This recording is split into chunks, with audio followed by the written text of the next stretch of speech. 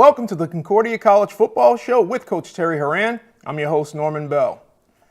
Coach, what a win. Right. The guys start off slow again and just had to keep punching away at them and finally got it done. Yeah, we did. You know, we talked about fast starts and more importantly, finishing strong. And I thought, you know, the latter was where we were at. We certainly didn't start the football game the way we wanted it to. You know, the opening kickoff return and Jason Montoni, just the ball slipped out. Personally, I thought he was down, but the Lions judge thought it was out and gave Gustavus a short field. But then our Ds get on the field right away and do a great job in stopping them. And then, you know, the next snafu happens where we rough the punter. So they get the ball back. And anytime you give a ball back to a quarterback like this guy, you know, they're going to – you know, things are going to happen, and we just had a broken assignment, and he hits the guy who's open, and the kid slices his way in for the end zone, and you know they're up 7-0 before we even have an offensive play, and that's typically us, you know, doing that, and obviously that's the way we wrote the script. That just didn't happen, but got to give our kids credit because you know we didn't panic at all. We know it's a 60-minute football game. We didn't panic. We stuck to the game plan, and we got into the second half and got things rolling. Yeah, this game was full of excitement, full of different things happening all throughout it. But let's go ahead and take a look at those first half highlights. Sure. Great crowd. I mean, our parents did just a phenomenal job, you know, putting this tailgate together. We have our recruits in. We had over 30 recruits in on campus with their parents. So it was a great day and great crowd for all of us. Here's the opening KO return. We had some great knockout blocks by Gassel and Ringquist. And he saw the ball down. I thought his knee was down and just kind of squirted out. Gives them an opportunity to get their passer on the field. And we got a big sack there. That's big tick, yeah. And then here's the block that we went with our knockout, and we end up roughing the punter and gives them another opportunity with the ball. And broken coverage gives their guy an open route to the end zone, and they're up 7-0. So, you know, it's back to the drawing board, and there's plenty of game left. And we had a few punts on the day. I thought our protection was really good. They came out with a block scheme much like Wesleyan did against us, and I thought we did a great job of protecting. Here's Chad. It's Connor Gessel. That's Connor Gessel on a little trap play. He had a nice day for us, and a lot of the little things that he does really, really well that sometimes goes unnoticed. But here's Chad getting into the end zone on about a 33-yard run. Certainly, I think it was an 80-yard drive, and capped off with his 33-yard touchdown run. So good for Chad to get in the end zone again. Here's Tony Kostelecky banging it through, another PAT. He's just been lights out, great for us here. And you know, we had a couple misses down at Wesleyan, but he's really worked hard at his game, and proud of him. Here's their little trickery, and you know, their two touchdown scores come off of a broken assignment on our end, and then some trickery here to give them the two TDs on the day. And now it's 14-7. And we're into the second quarter here, and here's Michael on a little midline play and got us some pretty positive yards.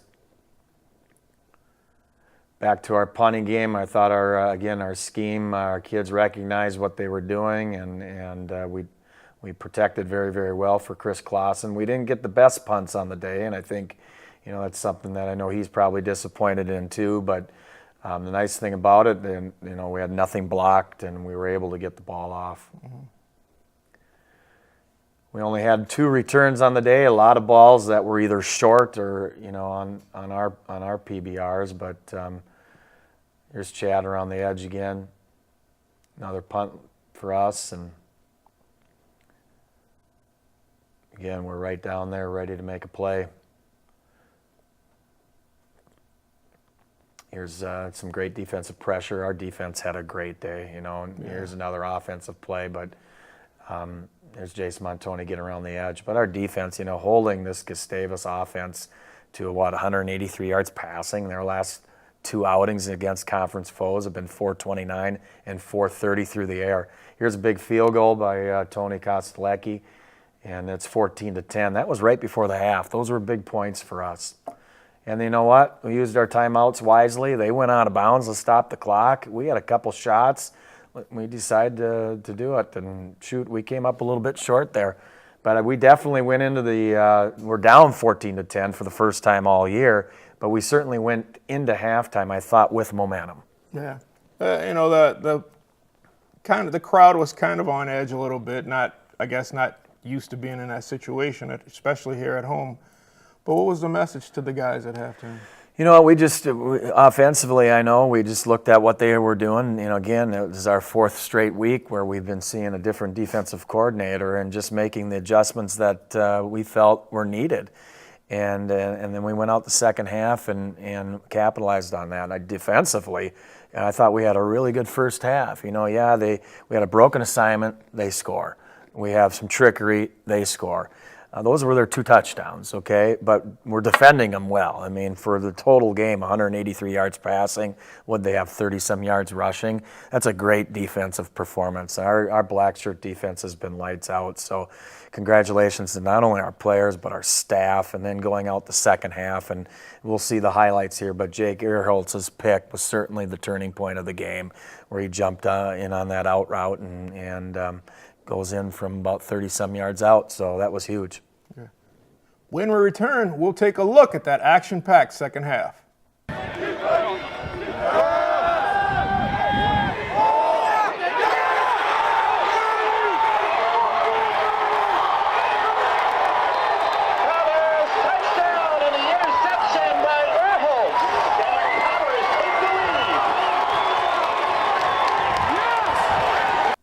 Welcome back.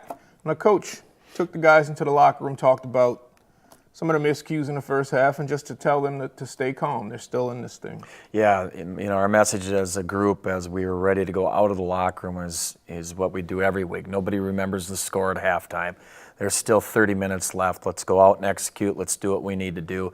And the beautiful thing about this team is, we have been finishing football games and making the plays when we've needed to make the plays, and there's been no sense of urgency with these guys. They take it as it comes, and we appreciate that as coaching staff. We don't get out of our minds at all, and we're trying too hard. Just go out and execute and do what we need to do, and we did that. Okay, let's go ahead and take a look at those highlights.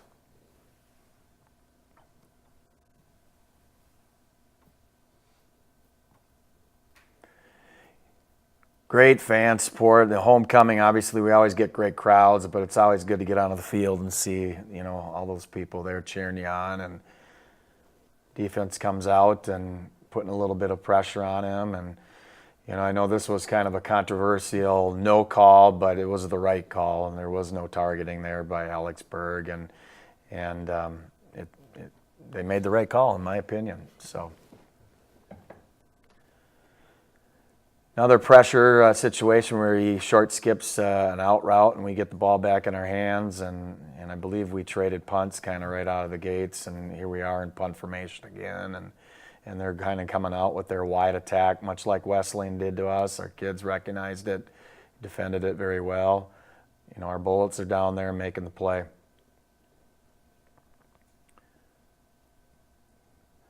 There he is, Jake Earholtz stepping in front. And one thing, we saw on film, was that their quarterback, he does glue in on his receivers, and he does have a great arm. And Jake just read it perfectly and got into the end zone, and boy, are we excited. And that was one of the, we needed that. That was a big lift for us. So now, we go up 17-14, and obviously a lot of game left.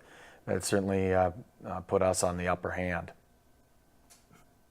So you forced them to punt again. Forced them to punt again and get the ball back. Mike Heitzman did a great job. It's his first game, and this was against his former team too. Mike was a Gusty, transferred up to us, so it was good to see him catch some punts and make some plays for us.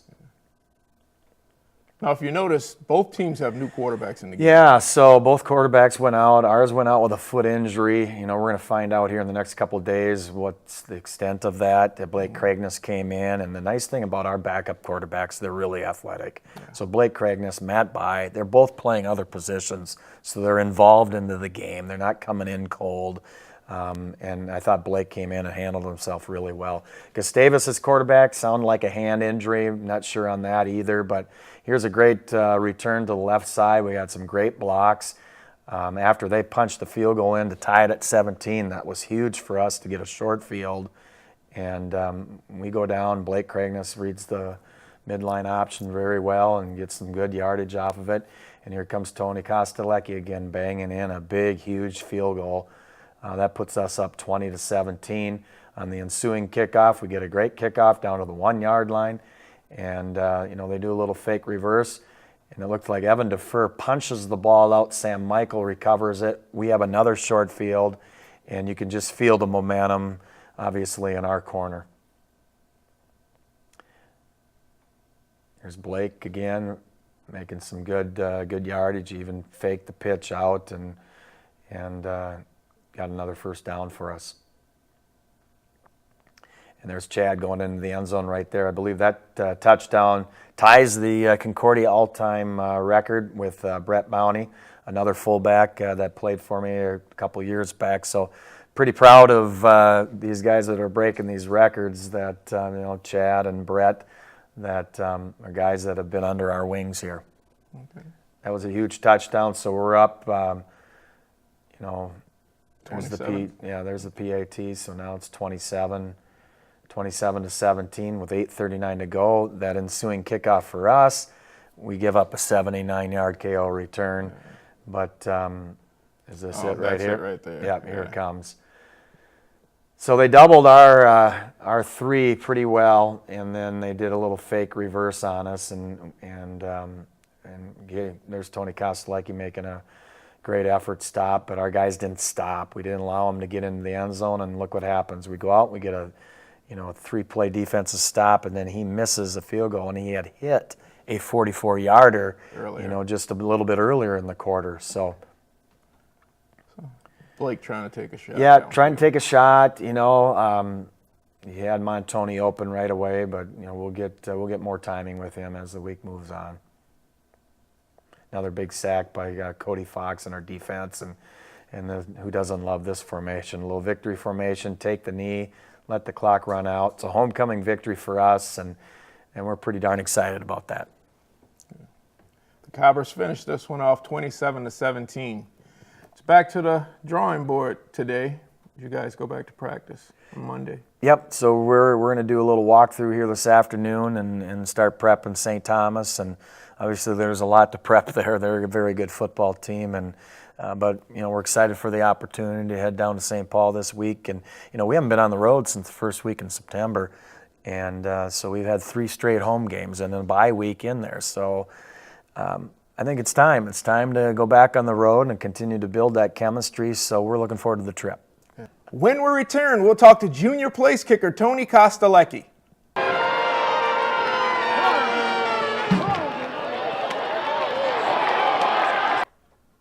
Welcome back to the Concordia College Football Show. We're now joined by junior place kicker Tony Kostelecky. Tony, thanks for joining me, man. Hey, thanks for having me, Norm. So you take over for a guy in Eddie Clifton who left some really big shoes to fill in the kicking department. He did, yeah. He was definitely a good kicker, and obviously we hung out a lot during the season. So, it was good to have him as a mentor, kind of show me the ropes. And a lot of times, first-year kickers will have little ups and downs throughout the season, but you've been pretty consistent. Maybe a couple hiccups early on, but since then, been really, really consistent. Yeah, in Wesleyan we had a rough game. We just kind of bounced back the next week, obviously with the timing and just kind of with the guys, just kind of got together and we really worked on it, and now we're flowing pretty well. So, Dickinson, North Dakota native, the Dickinson Midgets. Yeah. You played defensive back and wide receiver along with place kicker. I did, yeah. Right. What made you choose Concordia College? You know, it was kind of about the family. I mean, I came in and talked to Coach Sharan and talked to Mistro, and it was just kind of more about being in a group with all these guys, and it just felt like home. And your major is? Organizational leadership, business, with a minor in marketing. Okay, and what's your plans for after graduation? Well, we have a dealership in Western North Dakota in Dickinson, and kind of like to go back there at some point in time, just kind of follow my dad's footsteps, but until then, just kind of find my way. So, what's the academic environment like here at Concordia? Being a student athlete is tough enough, but at a school with such strict academic requirements, it's got to be a handful. It is, yeah. To balance football and schoolwork, it kind of gets tough once in a while. But we have tutors and all that other help too. And I'm kind of blessed. I have a couple good guys that I'm living with, so they kind of help me strive to be my best in school. So now, something that people always just assume that during practice, kickers are just kind of hanging out playing soccer or right. kicking the ball back and forth. But there's a process to practice with you guys. Tell us a little bit about it. Well, we kind of spread out our kicking during the day. Right away, we have some PATs and some field goals right away, and then we have a running warm up. And then obviously we have kind of some off time because we can't kick all day. But it's nice. We have 4 kickers this year, so we definitely find stuff to do. So now, just to go back to your high school days just a little bit, you're a hockey player and you played golf. I did, yeah. How'd you manage all those sports at high school? You know, it was difficult. You get done with football season and you get right on the ice. And you get done with hockey, and you get right on the grass for golf. So obviously, I mean, it was challenging, but it gave me some time management skills for sure that come in handy in college. So, as a kicker, when you're asked to come out and put 3 points up on the board for the team, is it pressure for you personally, or what's going through your mind during this process? You know, honestly, I just kind of blank everything out. It kind of helps me deal with some of the stress there. So I just think about just putting it through the uprights. And it's nice. I love it, actually. I like the competition and always striving to be my best. So that's my mentality. Well, thank you for joining me, Tony. Hey, thanks for having me, Norm. That was junior place kicker Tony Kostelecky. All day long, all night long, we're gonna go long, offense long, defense long, and squad long, inside long, inside long, inside long, let's go! Welcome back to the Concordia College Football Show. I'm now joined by defensive backs coach and special teams coordinator Brian Mistro. Brian, thanks for joining me, man. I love being here, Norm. Good. You know, this past summer I spent a lot of time with you and Coach Willits in your office, and I talked to him about this the last time he was on, about how you guys, at any point during the day, I could walk in there and you guys are reviewing film, going over film, and then all of a sudden, one of you guys would ask a question, hey, what if I do this? How would you defend it? Or vice versa. What's it like having a relationship like that with your coworker who sits right next to you? Well, he always thinks he's right. So that's part of the problem is when we go through a lot of that stuff, he's always got the last answer. Well, if you guys do this, we'll do this. And I think part of it, it's really fun because you get to, it's not work for us. We get to talk football. We get to go over a lot of the things that we're doing on the field. And to be honest with you, there's a lot of dry erase markers that get thrown away over the summer because that's a lot of what we're doing. It's a blast. I love it. Good. Now, this past weekend, you guys faced a really good quarterback. Yes, we did. A really good quarterback and development kid from Gustavus. What was the week of preparation like getting ready for that? Well, I'm a subliminal message guy, I think, because after every pass that the scout team completed on us, I kept looking back at the safeties in the secondary. He's going to throw for 400 on you. So I think I was kind of sending that message like, hey, guys, he's a really good quarterback. We got to make sure that we keep everything in front of us, and we do our job. And I think the guys really took that to mind and took it to heart. Now, if I'm not mistaken, you guys have 9 interceptions already on the season. Is it 8 or 9? I believe it's 8, and We're only in 4 games. I'm pretty sure that there's a couple things that go into that. One, the guys have to be in the right spot, and I think sometimes, if you can be in the right spot and they throw the ball to you, you just got to catch it now. And you hear the old adage of, DBs are just wide receivers that couldn't catch. Well, our guys can catch the ball, and I think that's something that they've proven now, and they know ultimately if they're in the right spot, they have a chance to make a play. Okay. Now, in the special teams department, I noticed that you guys typically have a lot of your best players on the special teams. Is it a competition early on to see who gets to be on there, or is it you just want the best players on the field? And during fall camp and something that we do during spring as well, we really dive into the skills and drills part of all the special teams. And I think that makes guys come to light that you might not even have thought about because of their position or whatever the case may be. So we treat special teams as everything else. This is a competition. We're going to take the best guy that can do it. I don't care if you're a D lineman. If you can run down and kick off and tackle the guy, you're going to do it. And I think that our guys have that mentality, and we really strive to be the best that we can be at every position on special teams. Okay. Now, you and your wife Megan just welcomed a baby boy this past summer. Tell us a little bit about the family. Little Arthur John, AJ. We call him AJ, as Coach Horan calls him, AJ Przinski, a former baseball player that played for the Twins and the White Sox. I'm not sure how my wife feels about it, but he's a rock star. He's undefeated right now too, and so he came in on May 26th, and he's been to every football game that we've been to. So he's living the dream. Awesome. And how'd you and Megan meet? Me and Megs, all right. She was a graduate assistant softball coach at Northern State when I was one of the graduate assistant football coaches. I was the second year GA and she was the first year GA, and I had to show her the ropes, and I guess I did a good enough job. I hear you. And with her being a former college coach, how's the relationship and understanding that football takes a lot of time? She gets it, and I think that's something that all of our staff, all of our players see. She's Mama Hawk to the boys. The DBs call themselves the Hawks, and they call her Mama Hawk. She makes treats every Friday. She's got those guys taken care of. And with me being away for recruiting and during the season, she gets it. She just understands.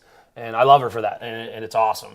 And I think one of the big things that when you get into this profession is if you can find a good girl like that, you grab a hold of her and you don't let her go. So, yeah, it's been great. Okay. Now, your road to North Dakota took a few turns growing up. You grew up partially in Illinois, then to Arizona. Yep. How did you get noticed by Jamestown College all in Arizona? Well, it was March or April of my senior year of high school, and I just remember I was in my coach's office, the high school coach, and I was making a highlight tape or doing something for my graduation party, I believe, and we were going to play it at my graduation, and the coach at Jamestown at the time, Coach Tom Dosh, came in, and I just remember he looked 6'8" at the time when I was there, but big, strong, tall dude, and he's like, "Hey, is Coach Jones here?" And I said, "Well, I was the TA at the time," and I was like, "No, but I'm here." And he came and talked to a couple of us at the time, and in reality, I had no idea where Jamestown was. I had to look on a map to find where North Dakota was at the time. I went up there on a visit and had a great time, and it was where I stayed for the next 4 years. So It was just a weird path, but I made it, and I'm still here in this area, so it's great. Hey, that must mean you and your family like it. Yeah, we're doing all right.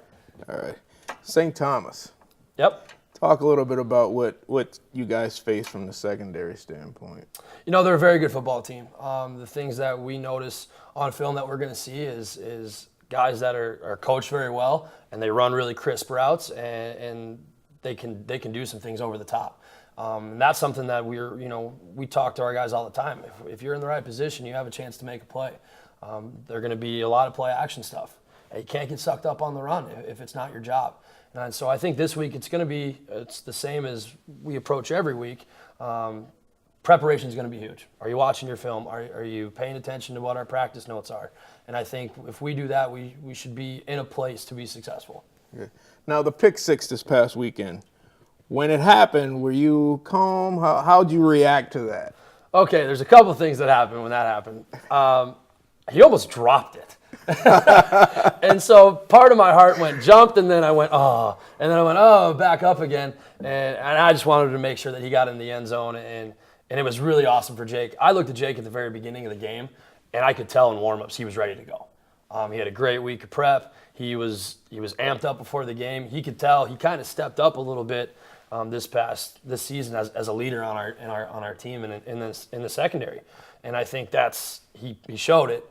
Obviously with that, and I stayed calm because the game wasn't over yet. There was still plenty of time left, and so I think with him obviously making that play changes the game, and I think I was really super happy for him.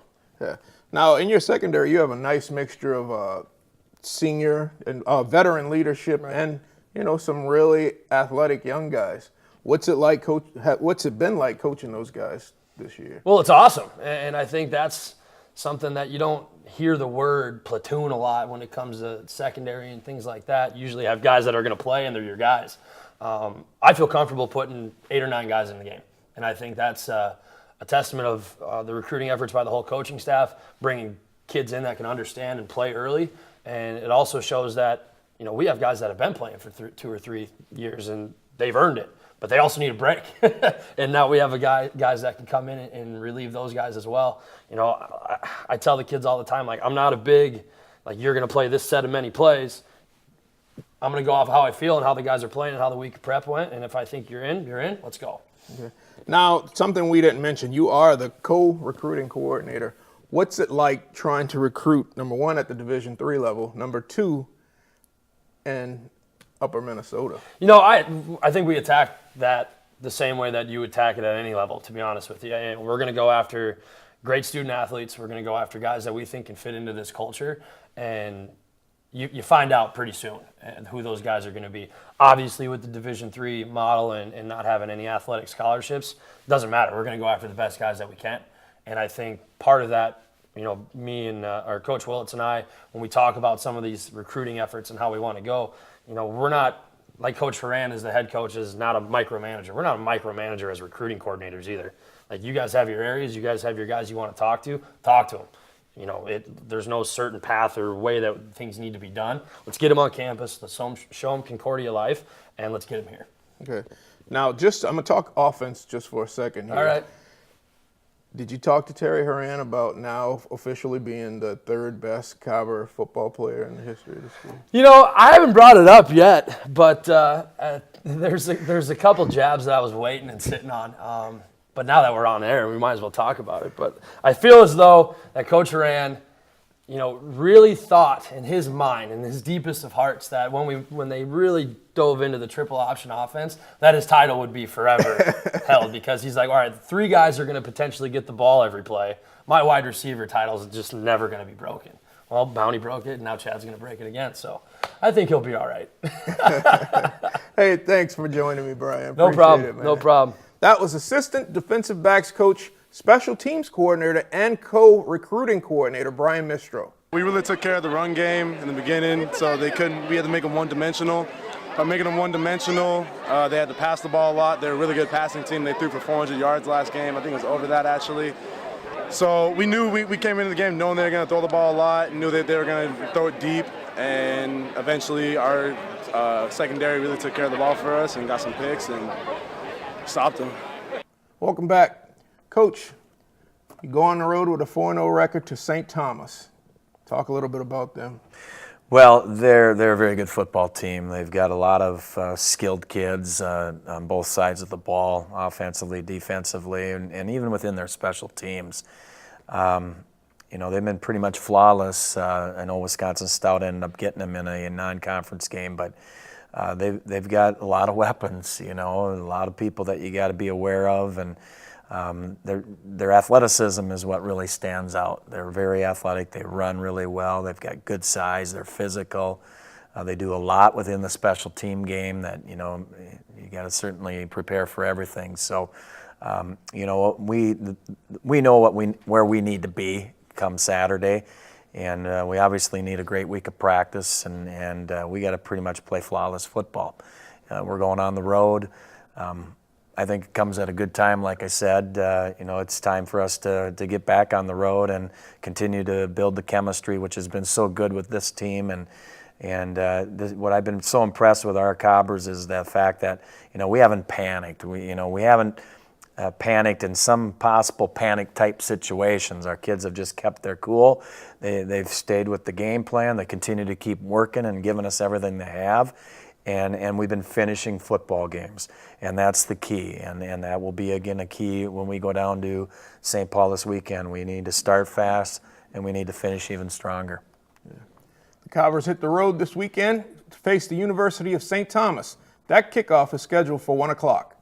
This has been the Concordia College Football Show with Coach Terry Horan.